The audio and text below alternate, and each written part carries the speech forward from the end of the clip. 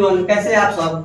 आज से फिर से हम लोग उस जो ऑब्जेक्टिव की श्रृंखला है उसको आगे बढ़ाते हुए आज हम लोग देखेंगे जो इससे पहले हम लोग जो क्वेश्चन समाप्त किए थे उसके आगे की श्रृंखला जो क्लास 10th के विद्यार्थियों के लिए जो 2026 में एग्जाम देने वाले हैं उनके लिए काफी ही महत्वपूर्ण है। इसलिए आप लोग इस सेशन को बहुत ही ध्यानपूर्वक देखिएगा और आपके जितने भी दोस्त हैं, फ्रेंड है, उसके साथ ये सभी को शेयर कर दीजिएगा।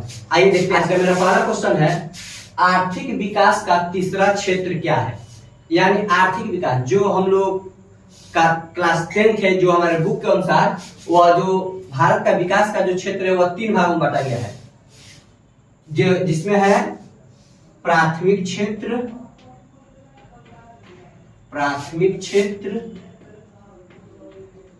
द्वितीयक क्षेत्र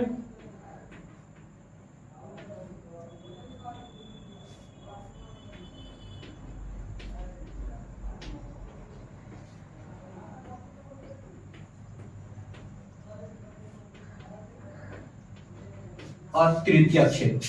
यानी आर्थिक विकास को 3 क्षेत्रों में बांटा गया है, प्राथमिक क्षेत्र, द्वितीय क्षेत्र और तृतीय क्षेत्र। यानी हम तृतीय क्षेत्र को ही तीसरा क्षेत्र के नाम से जानते हैं। तो देखिए इसलिए क्या होता है कि इसका जो आंसर होगा वो हो जाएगा सेवा क्षेत्र। यानी जो सेवा होता है वह तीसरा, यानी सेवा क्षेत्र। यह जो प्राथमिक क्षेत्र है, यह प्राथमिक क्षेत्र को हम लोग कृषि क्षेत्र के नाम से भी जानते हैं। प्राथमिक क्षेत्र को हम लोग कृषि क्षेत्र के नाम जानते हैं। और द्वितीय क्षेत्र जो है इसको औद्योगिक क्षेत्र कहते हैं। औद्योगिक क्षेत्र और तृतीय क्षेत्र को हम लोग कहते हैं सेवा क्षेत्र। यह क्वेश्चन जो है बहुत ही ज्यादा भीगी आई है। जो भी स्टूडेंट, जो भी विद्यार्थी 2026 में मैट्रिक का एग्जाम देने वाले हैं उनके लिए यह क्वेश्चन बहुत ही ज्यादा इंपॉर्टेंट है।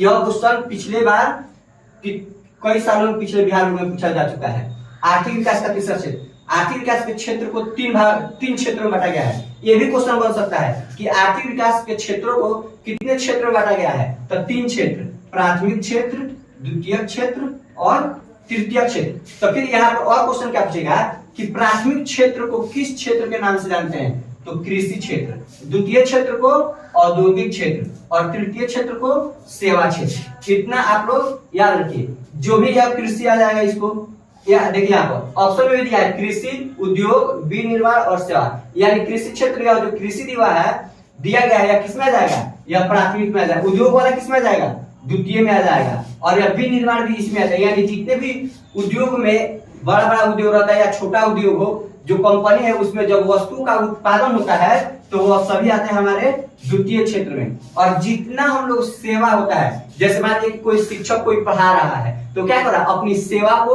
दे रहा है। बैंक क्या कर रहा है, अपनी सेवा अपने ग्राहकों को देता है। या फिर चाहे संचार का हो गया, परिवहन का हो गया, इस सभी जितना लोगों को लाभ होता है जिससे, या कोई व्यक्ति अपने सेवा के द्वारा लोगों को लाभ देता है, उसको हम लोग सेवा क्षेत्र कहते हैं। और इसके अंतर्गत आता है कौन, किसका अंतर्गत आता है, तृतीय क्षेत्र। यानी तीसरे क्षेत्र का अंतर्गत आता है सेवा क्षेत्र।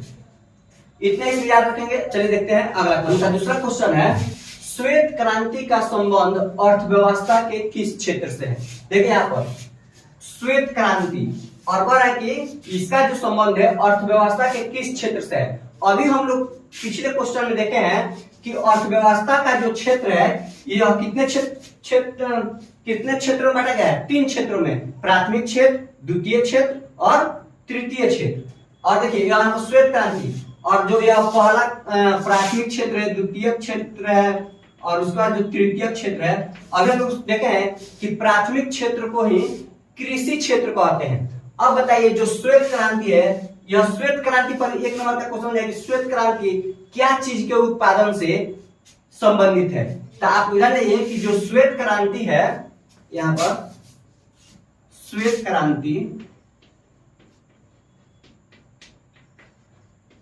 क्रांति जो है यह दूध के उत्पादन से संबंधित है। दूध के उत्पादन से संबंधित है। यहाँ पर एक और क्वेश्चन बन सकता है, कहीं क्वेश्चन पूछ रहे कि बताइए श्वेत क्रांति किससे संबंधित है, तो दूध के उत्पादन से। और बिहार बोर्ड में एक और बहुत ही ज्यादा इंपॉर्टेंट एक और क्वेश्चन है, हरित क्रांति।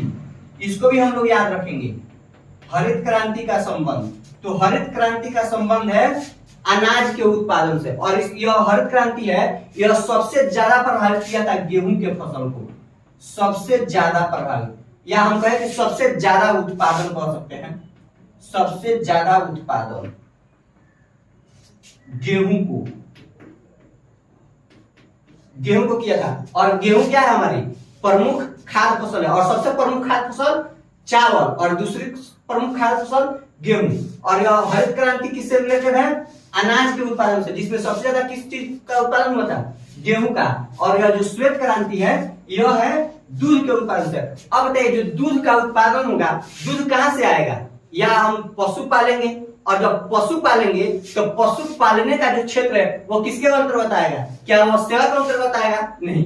क्या उसमें निर्माण किसी चीज का हो रहा है, नहीं। वो उसमें क्या हो रहा है, वह कृषि के अंतर्गत आता है, कृषि क्षेत्र के अंतर्गत। यानी जितना भी वह कृषि से रिलेटेड हम लोग काम करते हैं, वह सभी किसमें आता है, प्राथमिक क्षेत्र में। यानी हम कहेंगे कि श्वेत क्रांति का संबंध अर्थव्यवस्था किस क्षेत्र से है, प्राथमिक क्षेत्र से। और श्वेत क्रांति किससे संबंधित है, दूध के उत्पादन से संबंधित है। इतना चीज हम लोग को इसमें याद रखना है।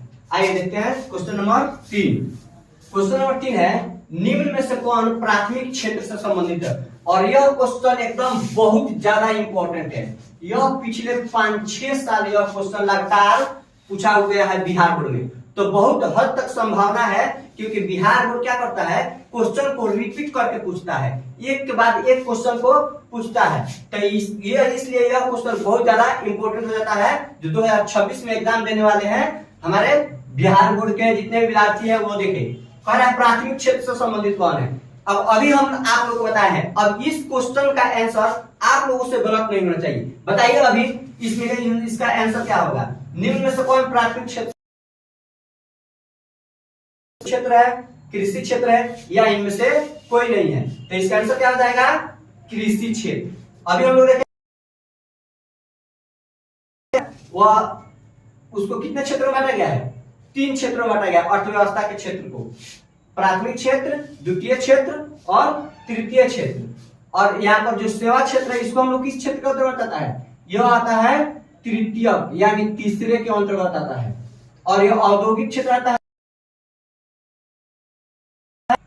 द्वितीय, और यह कृषि क्षेत्र आता है प्रथम। यहाँ पर ऑब्जेक्टिव कि किस क्षेत्र को औद्योगिक क्षेत्र के नाम से जाता है, तो द्वितीय क्षेत्र को औद्योगिक क्षेत्र भी कहा जाता है। अच्छा पूछ लेगा तृतीय क्षेत्र किसको कहते हैं, तो सेवा क्षेत्र को, और प्राथमिक क्षेत्र किसके अंतर्गत आता है, कृषि के अंतर्गत। चलिए अब अगला क्वेश्चन लेते हैं। क्वेश्चन नंबर 4 है, राष्ट्रीय विकास परिषद का गठन कब हुआ। ऑप्शन है 1951, 1952, 1953 या 1954।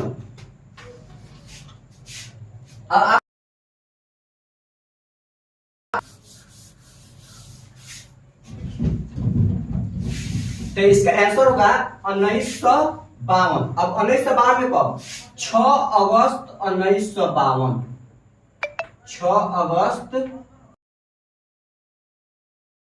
विकास परिषद का स्थापना हुआ था, या फिर हम कह सकते हैं गठन हुआ था। अब यह जो राष्ट्रीय विकास परिषद है, इसके अध्यक्ष कौन होते हैं, अध्यक्ष, इसके अध्यक्ष होते हैं देश के प्रधानमंत्री, यानी देश के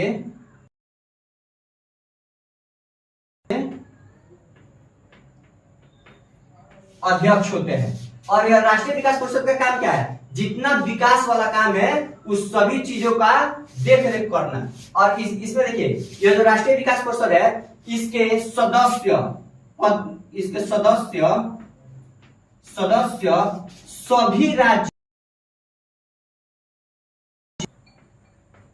सभी राज्यों के पदेन मुख्यमंत्री होते हैं,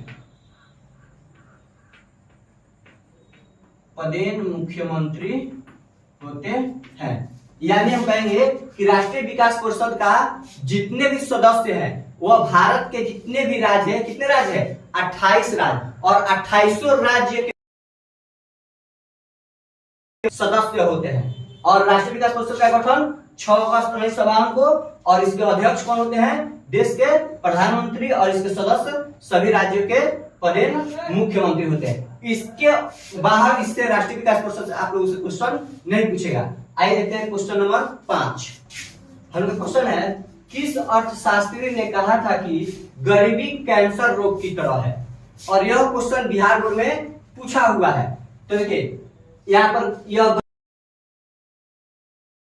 कि जिस प्रकार अगर शरीर में कहीं पर भी कैंसर हो जाता है तो वह धीरे धीरे आपके पूरे शरीर को जकड़ लेता है, अपने वह चपेट में ले लेता है। ठीक उसी प्रकार कि एक गरीब जो होता है वो क्या होता है, वो पीढ़ी दर पीढ़ी वह और गरीब होते जाता है। और इसी बात को लेकर एक अर्थशास्त्री जो थे वो कहे थे कि गरीबी क्या है, तो कैंसर रोग की तरह है। तो वह थे हमारे कुजनेट, और कुजनेट